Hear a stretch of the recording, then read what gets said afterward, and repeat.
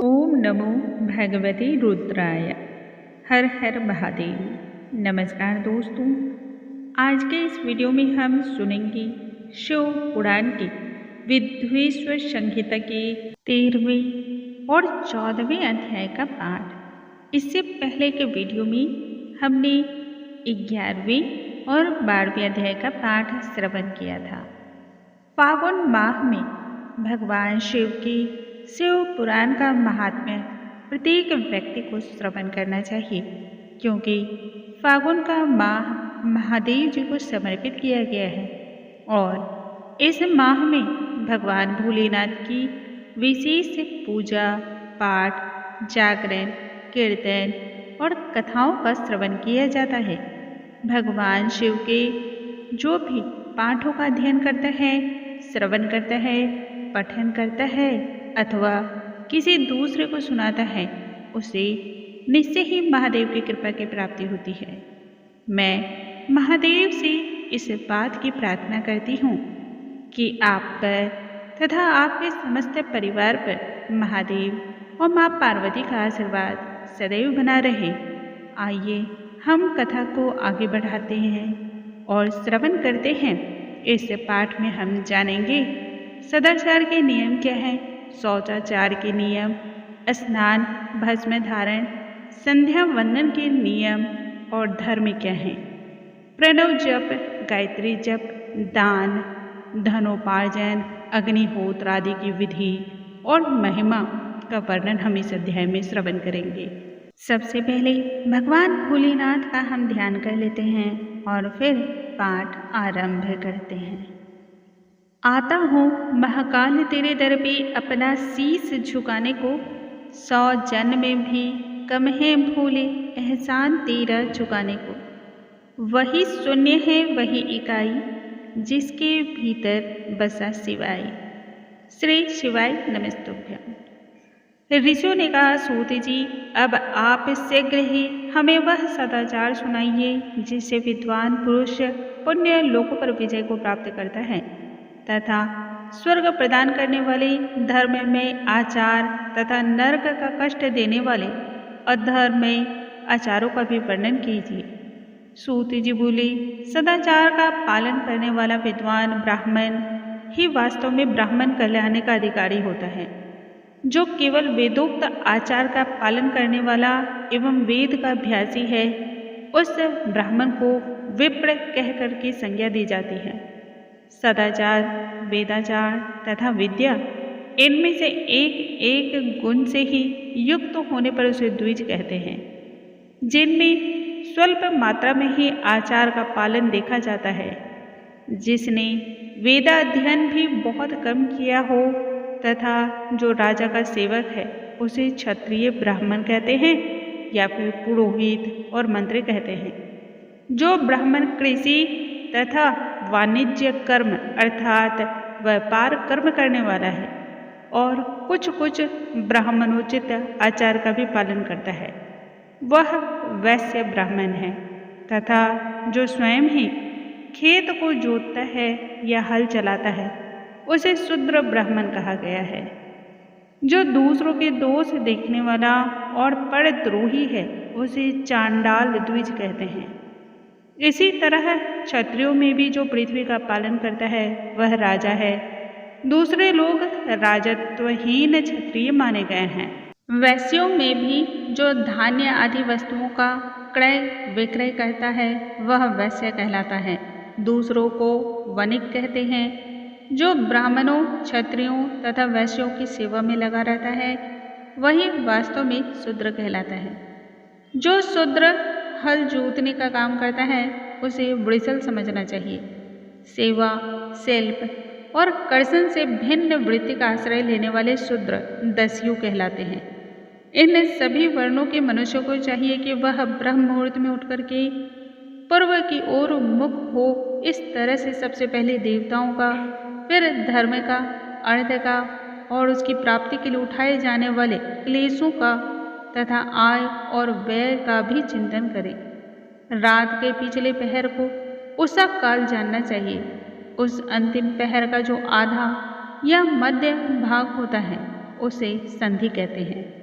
उस संधि काल में उठकर के द्विज को मल मूत्र आदि का त्याग करना चाहिए। घर से दूर बाहर से अपने शरीर को ढक के रखकर दिन में उत्तराभिमुख बैठकर मल मूत्र का त्याग करें। यदि उत्तर की ओर मुख करके बैठने में कोई रुकावट हो तो दूसरी दिशा की ओर मुख करके बैठना चाहिए। जल, अग्नि, ब्राह्मण आदि तथा देवताओं का सामना बचाकर बैठें। मल त्याग करके उठने पर फिर उस मल को ना देखें। तदंतर जलाशय से बाहर निकाले हुए जल से ही गुदा की शुद्धि करें अथवा देवताओं, पितरों तथा ऋषियों के तीर्थ में उतरे बिना ही प्राप्त हुए जल से शुद्धि करनी चाहिए। गुदा में 7, 5 या 3 बार मिट्टी लगाकर उसे धोकर शुद्ध करें। लिंग में ककोड़े के फल के बराबर मिट्टी लेकर लगाएं और उसे धो दें, परंतु गुदा में लगाने के लिए 1 पसर मिट्टी की आवश्यकता होती है। लिंग और गुदा की शुद्धि के पश्चात उठकर अन्यत्र जाएं और हाथ पैरों की शुद्धि करके 8 बार कुल्ला करें। जिस किसी वृक्ष के पत्ते से अथवा उसके पतले से काष्ठ से ही अथवा पतली लकड़ी से जल के बाहर ही दातुन करना चाहिए। उस समय तर्जनी उंगली का उपयोग न करें। यह दंत शुद्धि का विधान बताया गया है। तदंतर जल संबंधी देवताओं को नमस्कार करके मंत्रों का पाठ करते हुए ही जलाशय में स्नान करना चाहिए। यदि कंठ तक या कमर तक पानी में खड़े होने की शक्ति ना हो तब घुटने तक जल में खड़े होकर ही अपने ऊपर जल का छिड़काव करके मंत्रोच्चारण करके स्नान के कार्य को संपन्न करनी चाहिए। विद्वान पुरुष को चाहिए कि वहाँ तीर्थ जल से देवता आदि का स्नानांग तर्पण भी करे।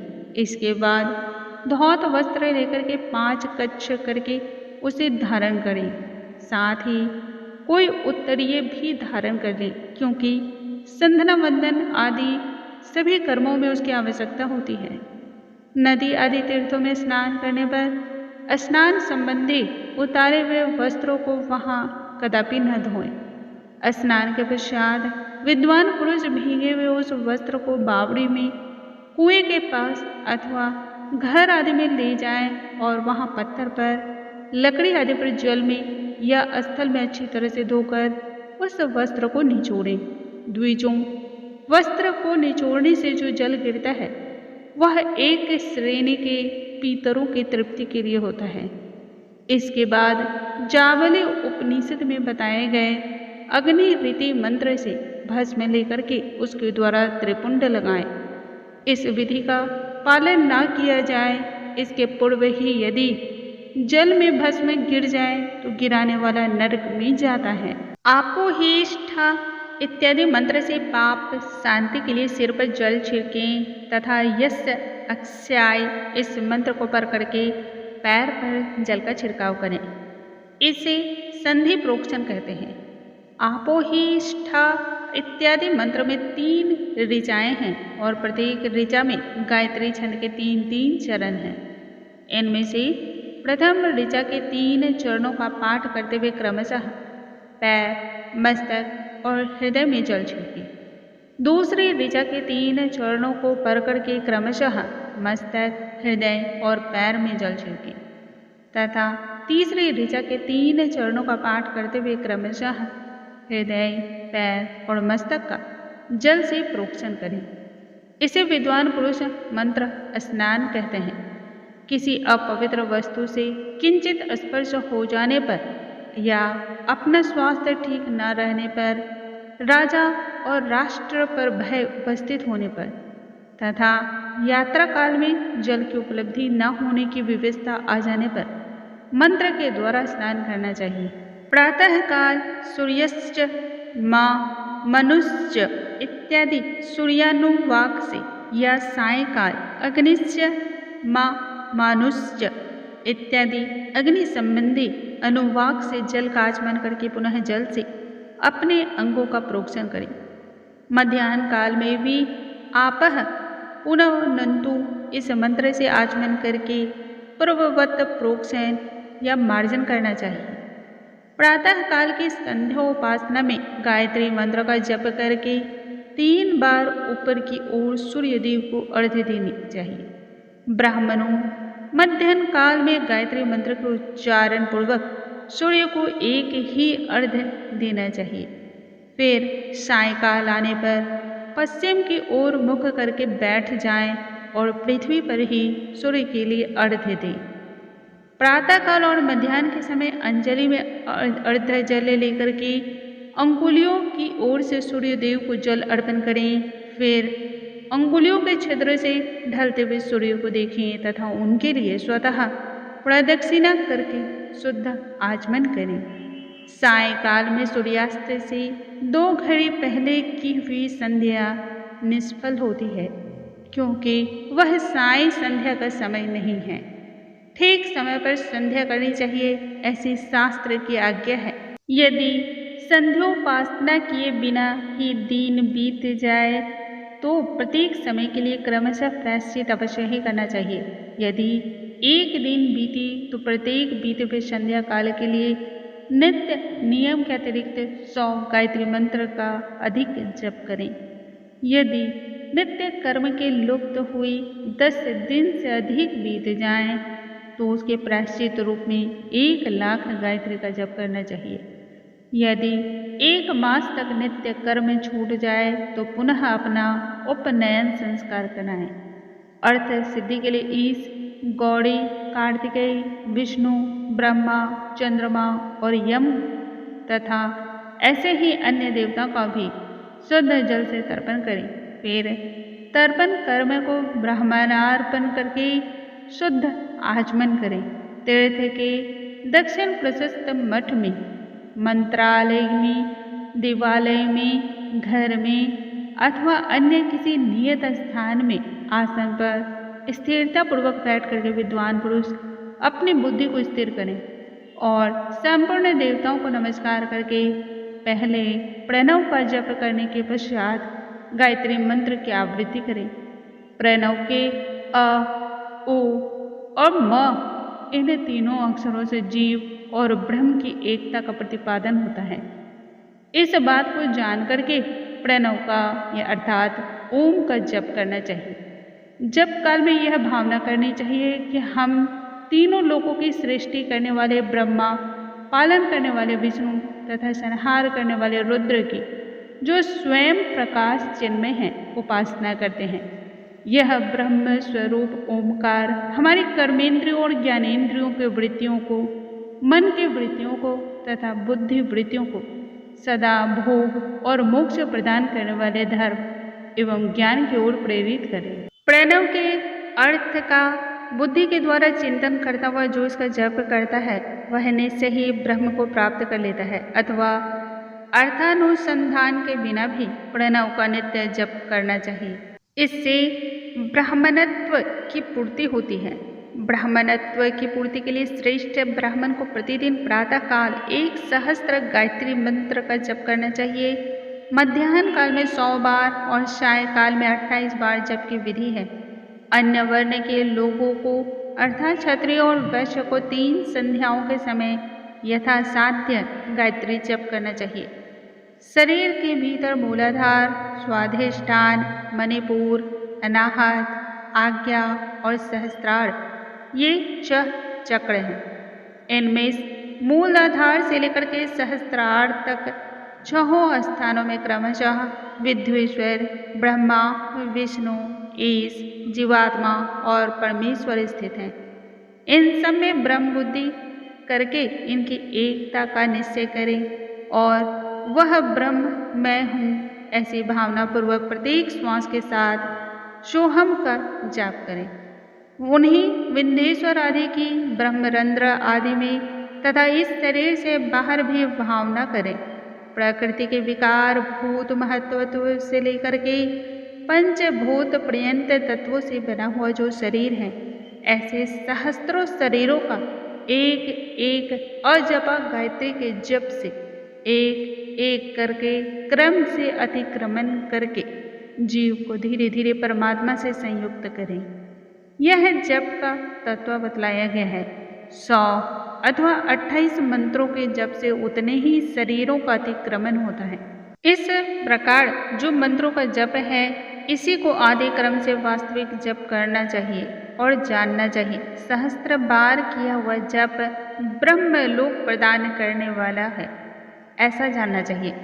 100 बार किया हुआ जप इंद्र पद की प्राप्ति कराने वाला होता है। ब्राह्मणेतर पुरुष आत्मरक्षा के लिए जो स्वल्प मात्रा में जप करता है वह ब्राह्मण के कुल में जन्म लेता है। प्रतिदिन सूर्योपस्थान करके उपयुक्त रूप से जप का अनुष्ठान करना चाहिए। 12 लाख गायत्री का जप करने वाला पुरुष पूर्ण रूप से ब्राह्मण कहा गया है। जिस ब्राह्मण ने 1 लाख गायत्री का जप भी न किया हो उसे वैदिक कार्य में न लगाएं। 70 वर्ष की अवस्था तक नियम पालन पूर्वक कार्य करना चाहिए। इसके बाद गृह त्याग करके संन्यास ले लें। परिव्राजक या सन्यासी पुरुष नित्य प्रातःकाल 12,000 प्रणव का जप करें। यदि एक दिन इस नियम का उल्लंघन हो जाए तो दूसरे दिन इसके बदले में उतना मंत्र और अधिक जपना चाहिए और सदा इस प्रकार जप को चलाने का प्रयत्न करना चाहिए। यदि क्रमशः 1 मास आदि का उल्लंघन हो गया तो 1.5 लाख जप करके उसका प्रायश्चित करना चाहिए। इससे अधिक समय तक नियम का उल्लंघन हो जाए तो पुनः नए सिरे से गुरु से नियम ग्रहण करें। ऐसा करने से दोषों की शांति होती है, अन्यथा वह रौरव नरक में जाता है। जो सकाम भावना से युक्त गृहस्थ ब्राह्मण है उसी को धर्म तथा अर्थ के लिए यत्न करना चाहिए। मुमुक्षु ब्राह्मण को तो सदा ज्ञान का ही अभ्यास करना चाहिए। धर्म से अर्थ की प्राप्ति होती है और अर्थ से भोग सुलभ होता है, फिर उस भोग से वैराग की संभावना होती है। धर्मपूर्वक उपार्जित धन से जो भोग प्राप्त होता है उससे एक दिन अवश्य वैराग्य का उदय होता है। धर्म के विपरीत और धर्म से उपार्जित हुए धन के द्वारा जो भोग प्राप्त होता है उससे भोगों के प्रति आसक्ति उत्पन्न होती है। मनुष्य धर्म से धन पाता है, तपस्या से उसे दिव्य रूप की प्राप्ति होती है। कामनाओं का त्याग करने वाले पुरुष के अंतःकरण की शुद्धि होती है। इस शुद्धि से ज्ञान का उदय होता है। इसमें किसी भी प्रकार का कोई संचय नहीं है। सतयुग आदि में तप को ही प्रशस्त कहा गया है, किंतु कलियुग में द्रव्य साध्य धर्म अर्थात दान अच्छा माना जाता है। सतयुग में ध्यान से, त्रेता में तपस्या से और द्वापर में यज्ञ करने से ज्ञान की सिद्धि होती है, परंतु कलियुग में प्रतिमा की पूजा करने से ज्ञान का लाभ होता है। अधर्म हिंसा अर्थात दुख का रूप है और धर्म सुख का रूप है। अधर्म से मनुष्य दुख प्राप्त करता है और धर्म से वह सुख एवं अभ्युदय का भागी होता है। दुराचार से दुख की प्राप्ति होती है और सदाचार से सुख। अतः भोग और मोक्ष की सिद्धि के लिए धर्म का उपार्जन करना चाहिए। जिसके घर में कम से कम 4 मनुष्य हैं, ऐसे कुटुंबी ब्राह्मण को जो 100 वर्ष के लिए जीविका देता है उसके लिए वह दान ब्रह्मलोक की प्राप्ति कराने वाला होता है। 1 सहस्त्र चंद्रायन व्रत का अनुष्ठान ब्रह्मलोकदायक माना जाता है। जो क्षत्रिय 1 सहस्त्र कुटुंब को जीविका और आवास देता है उसका वह कर्म इंद्रलोक की प्राप्ति कराता है। 10,000 कुटुंबों को दिया हुआ आश्रय दान ब्रह्मलोक प्रदान करता है। दाता पुरुष जिस देवता को सामने रखकर दान करता है अर्थात वह दान के द्वारा जिस देवता को प्रसन्न करना चाहता है उसी का लोक उसे प्राप्त होता है। यह बात वेदविद्ता पुरुष अच्छी तरह जानते हैं। धनहीन पुरुष सदा तपस्या का उपार्जन करे, क्योंकि तपस्या और तीर्थ सेवन से अक्षय सुख पाकर पुरुष या मनुष्य उसका उपभोग करता है। अब मैं न्यायतः धन के उपार्जन की विधि बता रहा हूँ। ब्राह्मणों को चाहिए कि वह सदा सावधान रह करके विशुद्ध प्रतिग्रह तथा याजन यानी कि यज्ञ कराने आदि से धन का अर्जन करें। वह इसके लिए कहीं दीनता न दिखाएं और न अत्यंत कलेशदायक कर्म ही करें। क्षत्रिय बाहुबल से धन का उपार्जन करें और वैश्य कृषि एवं गौरक्षा से।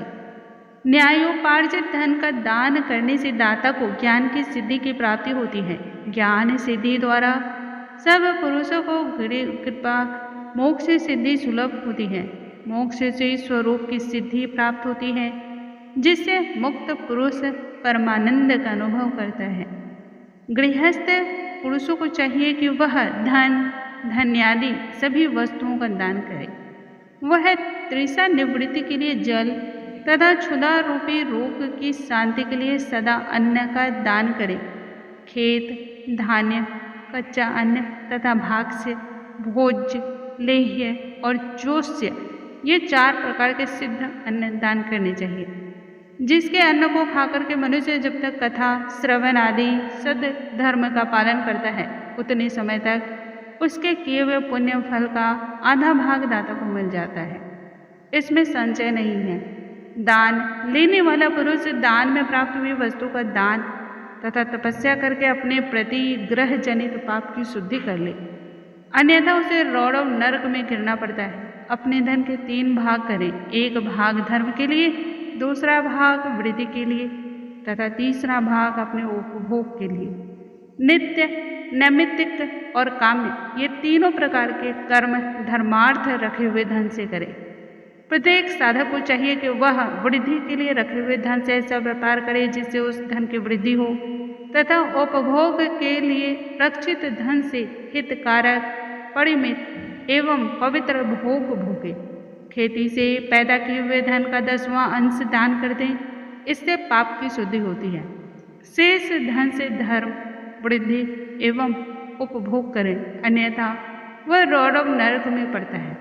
अथवा उसकी बुद्धि पाप पूर्ण हो जाती है या खेती ही चौपट हो जाती है। वृद्धि के लिए किए गए व्यापार में प्राप्त हुए धन का 6ठा भाग दान कर देने से योग्य होता है। बुद्धिमान पुरुष अवश्य उसका दान कर दे। विद्वान को चाहिए कि वह दूसरों के दोषों का बखान न करे। ब्राह्मणों दोषवश दूसरों के सुने या देखे हुए छिद्र को भी प्रकट न करें। विद्वान पुरुष ऐसी बात ना कहें जो समस्त प्राणियों के हृदय में रोष या क्रोध उत्पन्न करने वाली हो। ऐश्वर्य की सिद्धि के लिए दोनों संध्याओं के समय अग्निहोत्र कर्म अवश्य करें। जो दोनों समय अग्निहोत्र करने में असमर्थ हो, वह एक समय सूर्य और अग्नि को विधिपूर्वक दी हुई आहुति से संतुष्ट करें। चावल, धान्य, घी, फल, कंद तथा हविष्य, इनके द्वारा विधिपूर्वक अस्थाली पाक बनाए तथा यथोचित रीति के द्वारा सूर्य और अग्नि को अर्पित करें। यदि हविष्य का अभाव हो तो प्रधान होम मात्र करें। सदा सुरक्षित रहने वाली अग्नि को विद्वान पुरुष अजस्त्र की संज्ञा देते हैं, अथवा संध्या काल में जब मात्र या सूर्य की वंदना मात्र करने आत्मज्ञान की इच्छा रखने वाले तथा धनार्थी पुरुषों को भी इस प्रकार विधिवत उपासना करनी चाहिए। जो सदा ब्रह्म यज्ञ में तत्पर होते हैं, देवताओं की पूजा में लगे रहते हैं, नित्य अग्नि पूजा एवं गुरु पूजा में अनुरक्त होते हैं तथा ब्राह्मणों को तृप्त किया करते हैं, वे सब लोग स्वर्ग लोक के भागी होते हैं। ऋषियों ने कहा, प्रभु अग्नि यज्ञ, देव यज्ञ, ब्रह्म यज्ञ, गुरु पूजा तथा ब्रह्म तृप्ति का हमारे समक्ष क्रमशः आप वर्णन कीजिए। इस पर सूत जी बोले, महर्षियों, गृहस्थ पुरुष अग्नि में सायंकाल और प्रातःकाल जो चावल आदि के द्रव्य की आहुति देता है, उसी को यज्ञ कहते हैं। जो ब्रह्मचर्य आश्रम में स्थित है, उन ब्रह्मचारियों के लिए समीधा का आदान ही अग्नि यज्ञ है। वे समीधा का ही अग्नि में हवन करें। हे ब्राह्मणों, ब्रह्मचर्य आश्रम में निवास करने वाले द्विजों का जब तक विवाह न हो जाए और वे औपासनाग्नि की प्रतिष्ठा न कर लें, तब तक उनके लिए अग्नि में समिधा की आहुति, व्रत आदि का पालन तथा विशेष यजन आदि ही कर्तव्य है। द्विजों, जिन्होंने बाह्य अग्नि को विसर्जित करके अपने आत्मा में ही अग्नि का आरोप कर लिया, ऐसे वानप्रस्थियों और सन्यासियों के लिए यही हवन या अग्नि यज्ञ है कि वे विहित समय पर हित कर परिमित और पवित्र अन्न का भोज्य कर ले। ब्राह्मणों, सायंकाल अग्नि के लिए दी हुई आहुति संपत्ति को प्रदान करने वाली होती है। ऐसा जानना चाहिए। और प्रातःकाल सूर्य देव को दी हुई आहुति आयु की वृद्धि कराने वाली होती है। इस बात को अच्छी तरह समझ लेना चाहिए।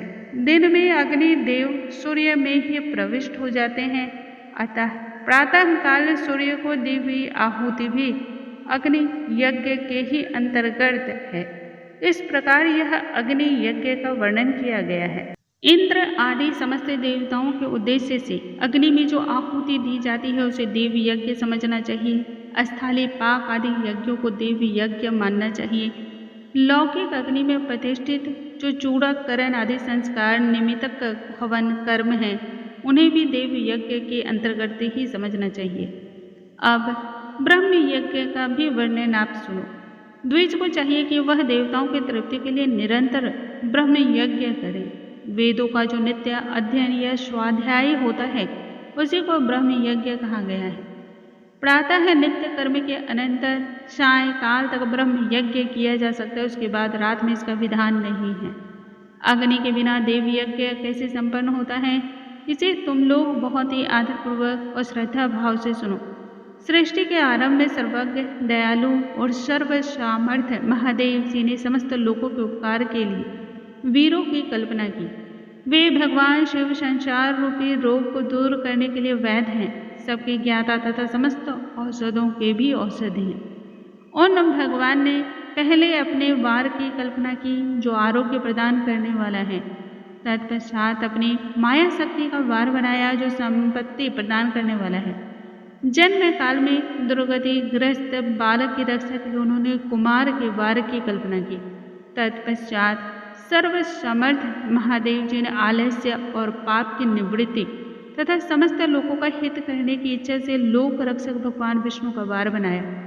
इसके बाद सबके स्वामी भगवान शिव ने पुष्टि और रक्षा के लिए आयु कर्ता त्रिलोक परमेष्टि ब्रह्मा का आयुष कारक वार बनाया, जिससे संपूर्ण जगत के आयुष्य की सिद्धि हो सके। इसके बाद तीनों लोकों की वृद्धि के लिए पहले पुण्य पाप की रचना हो जाने पर उनके करने वाले लोगों को शुभाशुभ फल देने के लिए भगवान शिव ने इंद्र और यम के वारों का निर्माण किया। ये दोनों वार क्रमशः भोग देने वाले तथा लोगों के मृत्यु भय को दूर करने वाले हैं।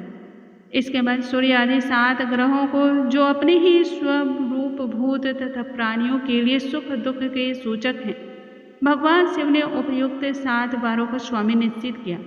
वे सब के सब ग्रह नक्षत्रों के ज्योतिर्मय मंडल में प्रतिष्ठित हैं। शिव के वार या दिन के स्वामी सूर्य हैं। शक्ति संबंधी वार के स्वामी सोम हैं। कुमार संबंधी दिन के अधिपति मंगल हैं। विष्णु वार के स्वामी बुध हैं। ब्रह्मा जी के वार के अधिपति बृहस्पति हैं। इंद्र वार के स्वामी शुक्र और यम वार के स्वामी शनिश्चर हैं। अपने अपने वार में की हुई उन देवताओं की पूजा उनके अपने अपने फल को देने वाली होती है। सूर्य आरोग्य के और चंद्रमा संपत्ति के दाता हैं। मंगल व्याधियों का निवारण करते हैं और बुध पुष्टि देते हैं। बृहस्पति आयु की वृद्धि करते हैं। शुक्र भोग देते हैं और शनिश्चर मनुष्य का मृत्यु का निवारण करते हैं। ये 7 वारों के क्रमशः फल भी बताए गए हैं जो उन देवताओं की प्रीति से ही प्राप्त होते हैं। अन्य देवताओं की पूजा का फल देने वाले भगवान शिव ही हैं। देवताओं की प्रसन्नता के लिए पूजा की 5 प्रकार की पद्धति बनाई गई है। उन देवताओं के मंत्रों का जप यह पहला प्रकार है। उनके लिए होम करना यह दूसरा, दान करना तीसरा तथा तप करना चौथा, किसी वेदी पर प्रतिमा में अग्नि में अथवा ब्राह्मण के शरीर में आराध्य देवता की भावना करके 16 उपचारों से उनकी पूजा या आराधना करना यह 5वां प्रकार है। इनमें पूजा के उत्तरोत्तर आधार श्रेष्ठ हैं। पूर्व के अभाव में उत्तरोत्तर आधार का अवलंबन करना चाहिए। दोनों नेत्रों तथा मस्तक के रोग में और कुष्ठ रोग की शांति के लिए भगवान सूर्य की पूजा करके ब्राह्मणों को भोजन कराएं। तदंतर 1 दिन 1 मास 1 वर्ष अथवा 3 वर्ष तक लगातार ऐसा साधन करना चाहिए। इससे यदि प्रबल प्रारब्ध का निर्माण हो जाए तो रोग एवं जरा आदि रोगों का नाश हो जाता है। इष्ट देव के नाम मंत्रों का जप आदि साधन वार आदि के अनुसार फल देते हैं। रविवार को सूर्य देव के लिए, अन्य देवताओं तथा ब्राह्मणों के लिए विशिष्ट वस्तु अर्पित करें। यह साधन विशिष्ट फल देने वाला होता है तथा इसके द्वारा विशेष रूप से पापों की शांति होती है। सोमवार को विद्वान पुरुष संपत्ति की प्राप्ति के लिए लक्ष्मी आदि की पूजा करें तथा सपत्नीक ब्राह्मणों को घृत पक्व अन्न का भोजन कराएं। मंगलवार को रोगों की शांति के लिए काली आदि की पूजा करें तथा उड़द, मूंग एवं अरहर की दाल आदि से युक्त अन्न ब्राह्मणों को भोजन में कराएं। बुधवार को विद्वान पुरुष दही युक्त अन्न से भगवान विष्णु का पूजन करें। ऐसा करने से सदा पुत्र, मित्र और कलत्र आदि की पुष्टि होती है। जो दीर्घायु होने की इच्छा रखता है वह गुरुवार को देवताओं की पुष्टि के लिए वस्त्र, यज्ञोपवीत तथा घृत मिश्रित खीर से यजन पूजन करें। भोगों की प्राप्ति के लिए शुक्रवार को एकाग्रचित होकर के देवताओं को पूजन करें और ब्राह्मणों की तृप्ति के लिए षोडश युक्त अन्न दें। इसी प्रकार से स्त्रियों की प्रसन्नता के लिए सुंदर वस्त्र आदि का विधान करें। शनिश्चर अपमृत्यु का निवारण करने वाला है। उस दिन बुद्धिमान पुरुष रुद्र आदि की पूजा करें। तिल के होम से, दान से देवताओं को संतुष्ट करके ब्राह्मणों को तिल मिश्रित अन्न भोजन में कराएं। जो इस तरह देवताओं की पूजा करेगा वह आरोग्य आदि फल का भागी होगा। देवताओं के नित्य पूजन, विशेष पूजन, स्नान, दान, जप, होम तथा ब्राह्मण तर्पण आदि में एवं रवि आदि वारों में विशेष तिथि और नक्षत्रों का योग प्राप्त होने पर विभिन्न देवताओं के पूजन में सर्वज्ञ जगदीश्वर भगवान शिव ही उन देवताओं के रूप में पूजित हों। सब लोगों को आरोग्य आदि फल प्रदान करते हैं।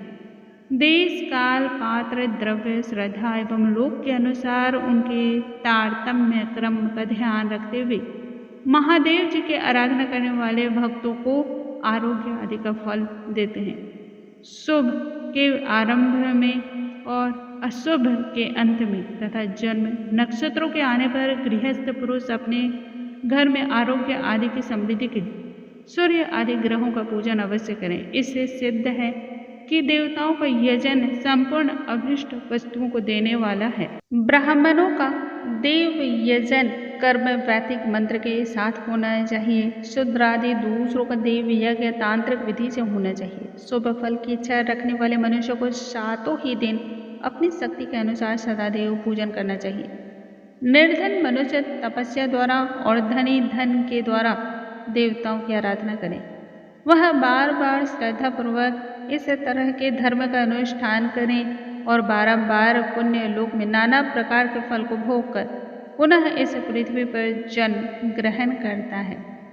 धनवान पुरुष सदा भोग सिद्धि के लिए मार्ग में वृक्ष आदि लगाकर लोगों के लिए छाया की व्यवस्था करे। जलाशय, कुआं, बावड़ी, पोखरे और तालाब इत्यादि बनवाएं। वेद शास्त्रों की प्रतिष्ठा के लिए पाठशाला का निर्माण करें तथा अन्य प्रकार से धर्म का संग्रह करता रहे। धनी को यह सब कार्य सदा ही करते रहना चाहिए तथा समय के अनुसार पुण्य कर्मों के परिपाक से अंतःकरण शुद्ध होने पर ज्ञान की सिद्धि हो जाती है। हे द्विजों, जो इस अध्याय को सुनता है, पढ़ता है अथवा सुनने की व्यवस्था करता है उसे देव यज्ञ का फल निश्चय ही प्राप्त होता है। इस प्रकार से आज के पाठ का हम यहीं पर समापन करते हैं। शिव पुराण के सृष्टि खंड का 14वां अध्याय आज यहाँ पर समाप्त होता है। दोस्तों, जो भी भक्ति और मार्ग के इस रास्ते का अनुसरण करता है, महादेव की शिव पुराण का पाठ करता है, उसका श्रवण करता है या किसी अन्य व्यक्ति को सुनाता है, निश्चय ही उसे हर युग में, हर जन्म में सभी सुख प्राप्त होते हैं और वह सदा शिव धाम को प्राप्त करता है। बोलो भगवान शिव की जय, महादेव की जय। हर हर महादेव, जय शिव शंभो। महादेव जी को प्रसन्न करने का इससे सरल और आसान साधन और कुछ भी नहीं हो सकता है।